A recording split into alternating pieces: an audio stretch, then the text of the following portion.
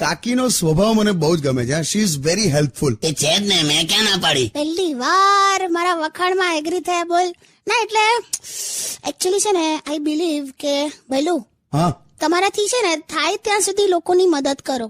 બી sensitive. આમ જેવું કે હમણાં પરમ દિવસે મેં એક બ્લાઇન્ડ વ્યક્તિ છે ને, જે જોઈ નતા શકતા, એમને રોડ ક્રોસ કરાવીને સામે લઈ ગઈ. પછી પેલો એટલો બધો ચીડાયો ને, કેમ કે એને એ બાજુ જવું જ નતું. બેરે આ બાજુ આવેલો તો પાછી પકડીને તઈ મૂકી આવી. એવું થાય હવે.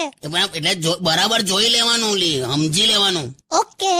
હમણાં પેલી ગાય ગોબર કરતી કરતી જતી હતી તો એમ બોલી કે બેન તમારો સામાન પડી ગયો. કે શેનો સામાન યાર? છે ને, તમે મારું સારું સહન કરી જ નથી શકતા.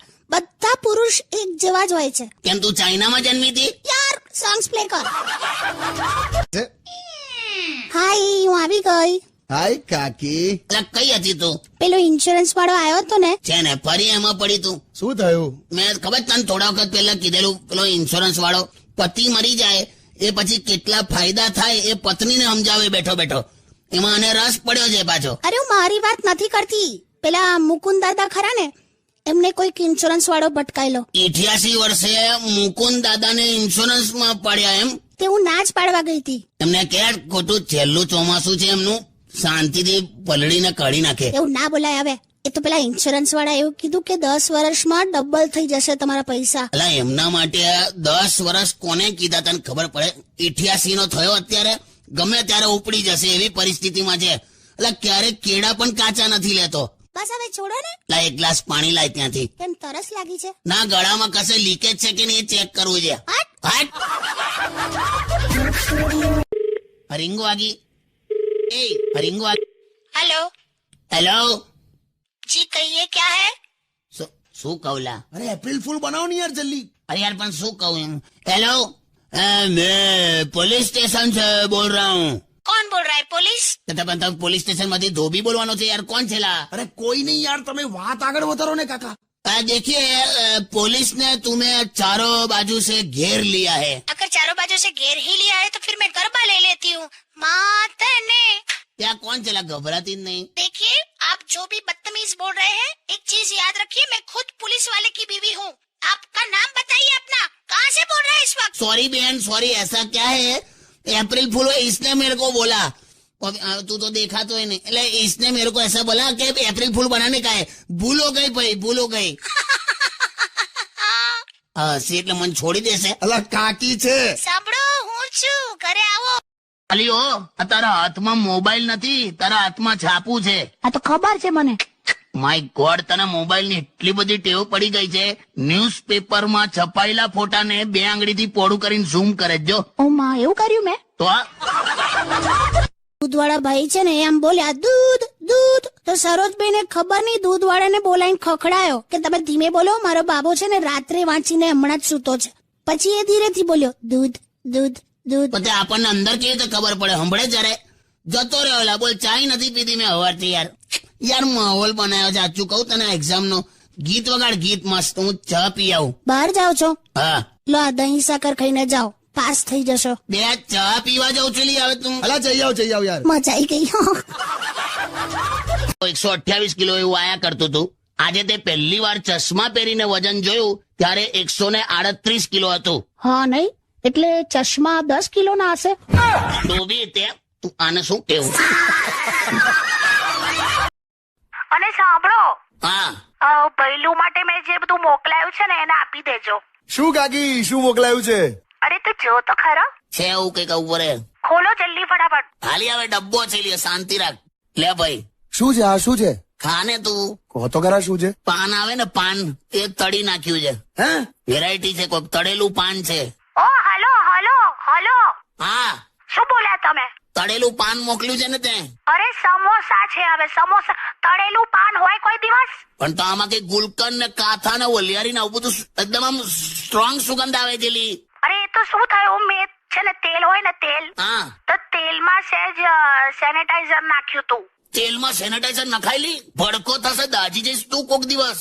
એટલે આ એની સુગંધો મારે છે સમોસામાં. હા, મૂકી દે તું તાત્કાલિક ધોરણે ફોન મૂકી દે. સોરી. આપણી સાથે બેઠા છે અને કાકી જો રિસાઈને બેઠા છે. શું થયું કાકી? કોઈ નહીં યાર, જવા દે ને. આ માણસ મને કશું અપાવતો નથી. જો એવું ના બોલીશ, આજે જ બોલ. મેં તારા માટે કેટલું વિચારીને એક ગિફ્ટ લીધી છે. સાચે? આમ જો આ બારીમાં આય, જો નીચે પેલી નવી નક્કોર લાલ ગાડી દેખાય છે, હા. બસ એવા જ કલરની મેં એક લિપસ્ટિક લીધી તારા માટે. હટ, કંજૂસ માણસ. તને ખબર છે ભઈલું, શું? મારા ચણિયાનું નાડું તૂટી ગયેલું ને તો મેં અમને એમ કીધું કે લાવ તમે મને 20 રૂપિયા આપો, નાડું લેવું છે. તો એમણે મને ચિંગમ ખેંચીને આપી દીધી કે લે આ નાખી દે. કે કંજૂસ માણસ. તે તો એ વખતે મેં ચિંગમ ચાવતો તો એટલા માટે ખેંચી, આમ મેં તો પોળી થઈ વ્યવસ્થિત, અને તારે ઉતાવળ હતી એટલે મદદ કરો પછી વાપરવાનું આપણે. કંજૂસ સાવ. જો છે ને તું મને તો કંજૂસ કહીશ જ નહીં. તા બાપાનો જૂનો ધંધો યાદ છે ને? હાડો બસમાં એના જૂના એક્સરે બતાડીને લોકો પાસે પૈસા ઉઘરાવે કે મેરે કો ચાતી મેં કાણા પડ ગયા હે. તમારા ડિસ્કશન જ મોટા અવાજ ના હોય છે. હા ભાઈ, પાર્લામેન્ટ હું થયું પણ? કઈ નહીં, હવે જવા દે ને. ના શું કામ જવા દે? તારો વાંક આવે એટલે જવા દે. અરે એમાં શું થયું? ઉભી રે ના, મને કહેવા દે. હમણાં છે ને અમે બહાર જવાના હતા, તો મેં આને એમ કીધું કે પેલી મોટી પેટી છે ને એ કાઢી લેજે કપડા ભરવા, હા અને ત્યાં ઠંડી હશે એટલે મારો કોટ લઈ લેજે. હા. બસ હવે આટલું બોલીને હું નીચે ગયો ને બહાર પેલા બધા સોસાયટી વાળા આયા હતા, એમની હાથે ઉભો હતો. તો આ બારીમાંથી મોટેથી એવું કે સાંભળો કે તમારો પેટીકોટ તૈયાર છે, પેટીકોટ લઈ લેજો, પેટીકોટ. થાય હવે. હું થાય હવે? બંને શબ્દો અલગ છે. પેલા બધા હસી પડ્યા મારા પર, ખબર છે? પેટીકોટ પહેરતો હશે એવું ના થયું એમને? સારું, હવે કઈ નહીં, છોડો, હવે ના પહેરશો બસ. હું બોલી કઈ નહીં. કોઈ કોન્સેપ્ટ જ ક્લિયર નહીં ને. પ્રોબ્લેમ તારો તઈ જ છે. છોડો ને યાર કાકા. એવું નહીં યાર, આજે હમણાં મને આવીને હું કે ખબર છે કે તમને ખબર છે ડેન્ટિસ્ટ ની ત્યાં પણ વગર દાંતનું છોકરું જન્મે. એવું નહીં યાર, આજે હમણાં મને આવીને હું કે ખબર છે કે તમને ખબર છે ડેન્ટિસ્ટ ની ત્યાં પણ વગર દાંતનું છોકરું જન્મે. અરે નથી ખબર મને, એટલે મને આમ કે ડેન્ટિસ્ટ હોય નહીં ત્યાં તો આમ દાંત વાળું જ હોય ને એમ. એટલે કુદરતી વસ્તુમાં ના ફેરફાર હોય. હવે તું હરિદ્વાર જઈને નળ લઈ આવે તો બાથરૂમમાં ગંગાનું પાણી આવે. સારું, સોંગ વગાડ. કેટલી બધી ફાસ્ટ દુનિયા ચાલે છે નહીં? ચકલીઓને પણ પ્રેશર હોય છે મોટા થવાનું. બોલ, તે હું સાફ કરતો હોઉં અને આ અંદર પેલો ઉંદેડું ખાઈને સાપ પડી રહ્યો હોય ને એમ, બસ એવું હલ્યા વગર હુતી હોય છે. તો હવે એસી ની મજા લેવાની હોય કે ચકલીઓ ઉડાડવાની હોય? 4 કલાક આમ તળાવમાં ભેંસ પડી રહ્યો ને એવું, બસ આ પડી જ રહે છે.